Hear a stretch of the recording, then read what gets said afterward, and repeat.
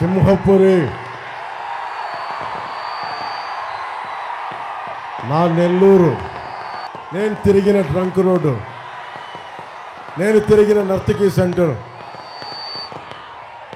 ఎప్పుడు నెల్లూరులో ఇంత ఉద్వేగం, ఇంత గుండె పగిలేలా గుండె లోతుల్లో నుంచి ఇంత అపూర్వమైన స్వాగతం, ప్రేమాభిమానం మీరు మాకు చూపిస్తారని నేను కల్లో కూడా ఊహించలే. తరం మారుతోంది, కొత్త తరం వస్తోంది అనడానికి సంకేతం ఇదే. ఆడపడుచులు, పెద్దవాళ్ళు, యువత అందరూ ఈరోజు బయటకు వచ్చారు. నేను మీకు మాటిస్తున్నా, కొత్త ప్రభుత్వం వస్తోంది, కూటమి ప్రభుత్వం వస్తోంది. మన భవిష్యత్తుకి మీకు అండగా ఉండటానికి, మీకు బంగారు బాట వేయడానికి, మీకోసం పోరాటం చేయడానికి, మబ్బుల్లో పరిగెత్తే పిడుగుల్లాంటి మీకు అండగా నిలబడటానికి. నేను ఇక్కడే పొలిటికల్ పార్టీ పెట్టాను అంటే దానికి విఆర్ కాలేజ్లో కానీ, దర్గామెట్లో సెయింట్ జోసెఫ్స్లో చదువుకున్నా కానీ రెండో నేర్చుకున్నా. ఒకటి దేశభక్తి, రెండు తప్పు జరిగితే కొండపల్లి సీతారామయ్య గారు మనకి పుచ్చలపల్లి సుందరయ్య గారి లాగా బయటకు వచ్చి గొంతిప్పి మాట్లాడటం. మన రామచంద్రారెడ్డి గారిది ప్రజా వైద్యశాల ఉంది, పుచ్చలపల్లి సుందరయ్య గారిది పోరాట స్ఫూర్తి ఉంది. ఇవన్నీ ఇక్కడే అర్థం చేసుకున్నా, స్ఫూర్తిని తీసుకున్నా. ఫతేఖాన్పేటలో మనకి మూలాపేట, రంగనాయకులపేట, ఇవన్నీ నాకు బంధవరకు సంతపేట, ఇవన్నీ తిరిగిన వాడిని. నాకు ఈ రోజున మీకు మాటిస్తున్నా, వేమిరెడ్డి ప్రభాకర్ రెడ్డి గారు కానీ, నారాయణ గారు కానీ బలమైన మెజారిటీతో గెలిపించి నేను మన జనసేన నాయకులకి, జనసేన మద్దతుదారులకి, ప్రతి ఒక్కరికి పేరు పేరున తెలియజేస్తున్నాం. మన బలం కూటమి బలం.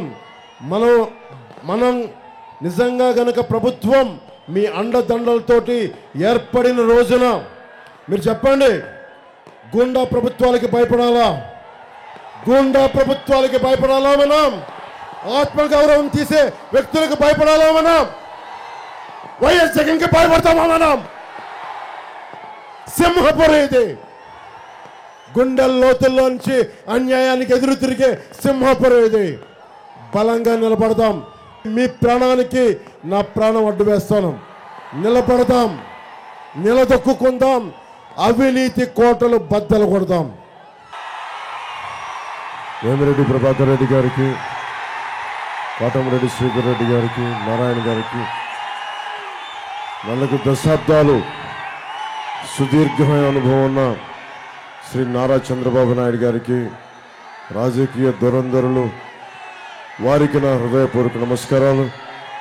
తెలుగుదేశం నాయకులకి, తెలుగుదేశం మద్దతుదారులకి, తెలుగుదేశం కార్యకర్తలకి, తెలుగు మహిళలకి నా హృదయపూర్వక నమస్కారాలు. మీకు నమస్కారం పెట్టకుండా ఎందుకుంటారమ్మా? మీకు కూడా నాకు నమస్కారం. మీకు కూడా నా హృదయపూర్వక నమస్కారం. మబ్బుల్లో పరిగెత్తే పిడుగుల్లాంటి జన సైనికులకి, వీర మహిళలకి, యువతకి నా హృదయపూర్వక నమస్కారాలు. నేను ఆరాధించే కవి, నేను అనుక్షణం గొంతు అయిన కవితల్ని నా గొంతులోంచి పలికించే కవి, పేరుకి గుంటూరు శేషేంద్ర అయినా పుట్టింది నెల్లూరులో. అలాంటి శేషేంద్ర గారు ఇదే ట్రంక్ రోడ్లో మన ఫతేఖాన్పేట నెల్లూరు నుంచి మా అమ్మమ్మ గారి ఇల్లు మూలాపేటలో కానీ, స్టోన్ హౌస్పేటలో కానీ మా బంధువులందరూ ఇందకి నడిచెళ్ళేటప్పుడు నేను ఒకటి ఆలోచించేవాడిని, నాకు ఏమవ్వాలి పెద్ద అయితే తెలిసేది కాదు. ఏమవ్వాలి అప్పటికి అన్నయ్య చిరంజీవి గారు ఇంకా పెద్ద హీరో కూడా కాదు. ఇది నేను చెప్పేది 6th 7th ఇందాక ఎతుకుతున్నా. నేను పెరిగిన నెల్లూరు ఎక్కడా? ఈ భవంతుల మధ్యలో ఎతుకుతా ఉన్నా, కనిపించలా. ఇందాక ట్రంక్ రోడ్ వచ్చి శ్రీరామ డిపో చూడగానే గుర్తొచ్చింది, ఓ ఇది నేను పెరిగిన నెల్లూరు అని. నేను ఎందుకు చెప్తున్నానంటే, చిన్నపాటి ఆసరా మనకి ఇంట్లో ఒకళ్ళు కూర్చొని అన్నయ్య చిరంజీవి గారి కంటే కూడా ముందు నెల్లూరులో మన మేనిఫెస్టోలో ప్రత్యేకించి చంద్రబాబు గారు ప్రతిపాదించింది ఆర్య వయసు సమాజానికి సంబంధించి మనకి వాసవి తల్లిని ఆత్మ బలిదానాన్ని మనకి అధికార దినోత్సవంగా ప్రకటించుకుంటామని. అలాంటి వైశ్య కులానికి చెందిన, నాకు తెలియదు, నా స్నేహితుడు నాకంటే సీనియర్, ఇదే ట్రంక్ రోడ్లో భవానీ బుక్ సెంటర్లో ఒక పుస్తకాల షాప్ ఉండేది. శ్రీరామ బుక్ డిపోలో నాకు దొరకని సోషల్ ఈ సైన్స్ కోసం కావాల్సిన అసైన్మెంట్స్ కోసం అన్నీ ఎత్తుకుతా ఉంటే భవానీ బుక్ సెంటర్కి వెళ్తే నాకు ఇచ్చాడు. అంటే ఒక వ్యక్తి నాకు ఎంత అండగా నిలబడ్డాడంటే, ఈరోజు నేను బలంగా పొలిటికల్ పార్టీ పెట్టగలిగి దశాబ్దం నుంచి పార్టీ పెట్టి నడపగలుగుతున్నానంటే ఒకళ్ళు నాకు ఇచ్చిన జ్ఞానం. ఏం చేయలేదు నాకు, నా పుస్తకాల షాప్లో నువ్వు చదువుకో ఫ్రీగా అని. నేను కాలేజీకి వెళ్ళా, మధ్యాహ్నాలు పుట్టిన విఆర్ కాలేజ్, ఇంట్లో కాలేజీకి అని చెప్పి వెళ్ళే పుస్తకాల షాప్లో కూర్చొని అన్ని పుస్తకాలు తిరిగేసేవాడిని. Politics, social, history, political science అన్నీ చదివేవాడిని. ఆ జ్ఞానం నాకు ఎంత ఉపయోగపడిందంటే, ఇంటర్మీడియట్ పాస్ అవ్వడానికి ఉపయోగపడలేదు, కానీ మీకోసం ఇక్కడ రోడ్ల మీదకి వచ్చి ఒక గూండా ప్రభుత్వానికి, ఒక గూండాగర్దీ చేసే రాజకీయ నాయకుడికి ఎదురు నిలబడటానికి దమ్ము చేయూతనిచ్చింది. నేను ప్రత్యేకించి పెట్టి పొట్ల నేను చెప్పదలుచుకున్నది ఇక్కడ ఉన్న యువత అందరికీ, ఎవ్వరు కూడా పెట్టి పుట్టరు. మనల్ని మనం ఎలా మలుచుకుంటామో. చిన్నప్పుడు మా నాన్న ఫతేగన్పేట మాకు అక్కడ ఉండేటప్పుడు మా నాన్న ఒక మాట చెప్పేవాడు, నువ్వు ఎలా అనుకుంటే అలా తయారవుతావు అని. యద్భావం తద్భవతి, మతి ఎంతో గతి అంతే. మీరు ఏమనుకుంటారో అది అవుతారు. మీరు ఎవరిని ఐడలైజ్ చేస్తారో, ఎవరిని ఆరాధిస్తారో, మీరు వాళ్ళ విలువలు మీకు ఆపాదిస్తాయి. మీరు జగన్ని గుండెల్లో పెట్టుకుంటే మీరు కూడా జగన్లాగే అవుతారు. మీరు స్వామి వివేకానందని పెట్టుకుంటే స్వామి వివేకానంద దారిలో వెళ్తారు. ఒక పుచ్చలపల్లి సుందరయ్య గారిని పెట్టుకుంటే ఆయన దారిలో వెళ్తారు. నేను పెట్టుకుంది అందరినీ సమిష్టిగా కలిపిన సమ్మేళనం, సమ్మిళితమైన ఒక జ్ఞానాన్ని. అందుకే నాకు ఒకటే మీకు చెప్తున్నాను, నేను ప్రధానమంత్రి గారికి చెప్పా ఎన్డీఏ మీటింగ్లో, మొన్న ఈ మధ్యన మనకి ఎలక్షన్ల ముందు ఎన్డీఏ మీటింగ్లో ఒకటే చెప్పా, ఈ దేశపు సంపద నదులు కాదు, అరణ్యాలు కాదు, ఖనిజాలు కాదు, కలల ఖనిజాలతో నిండిన యువత మీరే భవిష్యత్తు ఈ దేశానికి, మీరే ఈ దేశ భవిష్యత్తు నావికులు. మీకు గనుక సరైన 2047లో మొన్న మీద చంద్రబాబు గారికి కూడా చెప్పా, మీరు 90 దశకం చివరిలో మీరు విజన్ 2020 అంటే నేను చూస్తూ ఉండేవాడిని, ఎప్పుడు 2020 వస్తుంది, ఏం జరుగుద్దని చూసేవాడిని.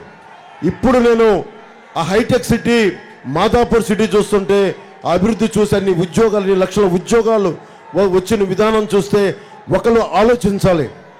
ఒక రాజకీయ నాయకుడు ఒక తరం కోసం ఆలోచించగలిగే శక్తి ఉండాలి. జగన్ ఒక ఎన్నికల కోసం మాత్రమే ఆలోచించగలడు. ఇక్కడ ఉన్న వాళ్ళు అందరం మేము తరం కాదు, 2 తరాల కోసం ఆలోచించే శక్తి ఉన్నవాళ్ళం. మోదీ గారు 2047కి ఆలోచిస్తూ ఉన్నారు. భారతదేశం సూపర్ పవర్ అవ్వాలి అంటే మన భారతదేశంలో భాగం ఆంధ్రాలో భాగం భవిష్యత్తు మీరే, సింహభాగం మీరే. మిమ్మల్ని ముందుకు తీసుకెళ్లాలనేదే. నేను ఎందుకు తగ్గాను, ఎందుకు ఇంత బలం ఉండి కూడా తగ్గాను, మీ గుండెల్లో ఇంత స్థానం ఉండి కూడా ఎందుకు తగ్గాను అంటే, నేను ఒక్కడి శక్తి సరిపోదు. 5 కోట్ల మందిని మొయ్యాలి అంటే ఒక దేహానికి ఒక రక్తనాళం సరిపోదు, ఒక దేశానికి ఒక నది సరిపోదు, ఒక రాజకీయ ప్రస్థానానికి ఈ ఒక తరం యువతకి చాలా మంది కదిలి రావాలి.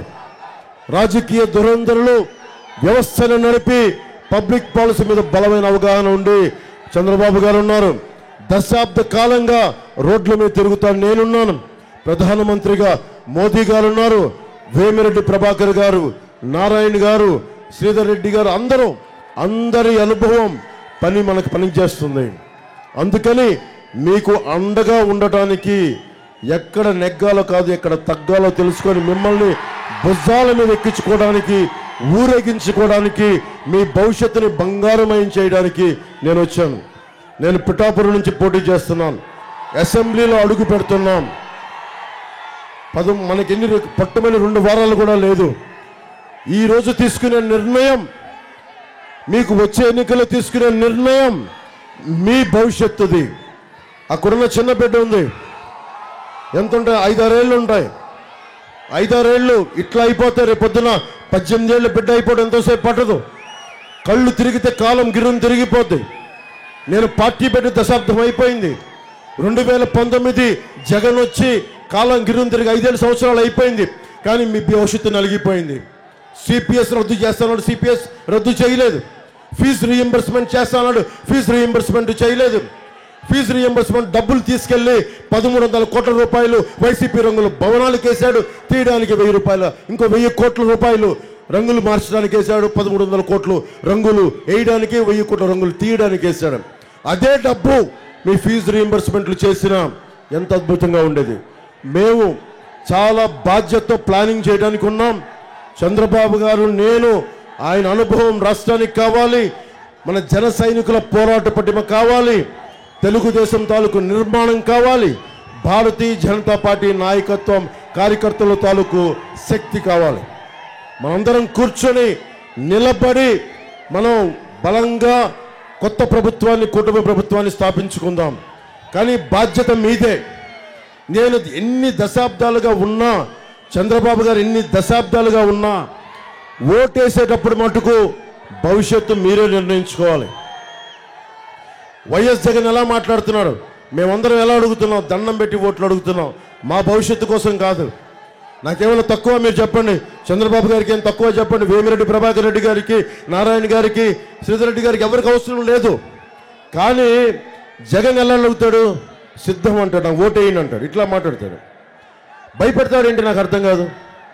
ఎవరిని భయపెడతావు నువ్వు? మర్యాదగా మాట్లాడలేవా?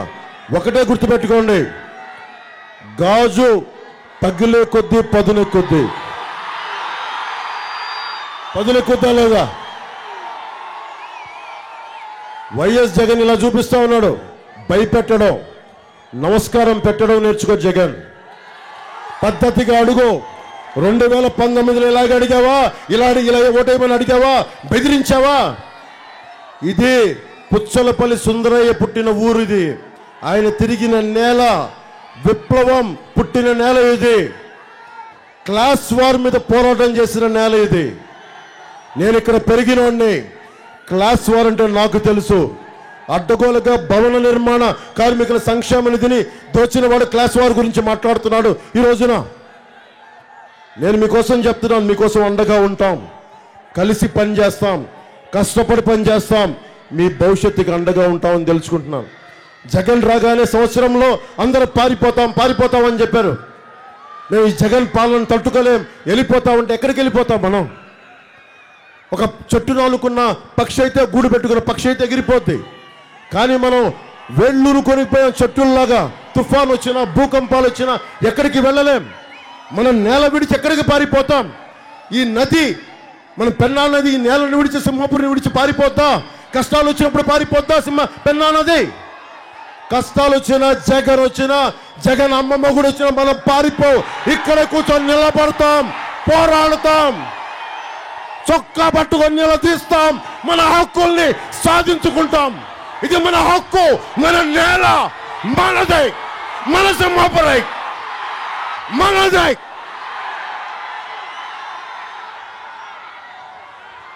సముద్రం ఒకరి కాళ్ళ దగ్గర కూర్చొని మొరగదు. తుఫాను గొంతు చిత్తం మరణం ఎరగదు. పర్వతం ఎవడికి వంగి సలాం చెయ్యదు. మనమంతా కలిపి పిడికిడి మట్టే కావచ్చు, గొంతెత్తితే ఒక దేశపు జెండా కొనంత పొగరు ఉంటుంది. మీ భవిష్యత్తు కోసం వచ్చాం, మీ భవిష్యత్తు కోసం నిలబడతాం, మీ బిడ్డల భవిష్యత్తు కోసం వారికి ప్లాన్ చేసి మరి మేము అండగా ఉంటాం తెలియజేసుకుంటూ, నా అన్నదమ్ములకి, నేను పెరిగిన నా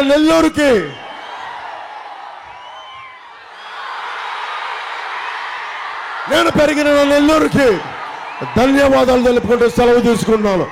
జై టీడీపీ, జై బీజేపీ, జై జనసేన, జై హింద్.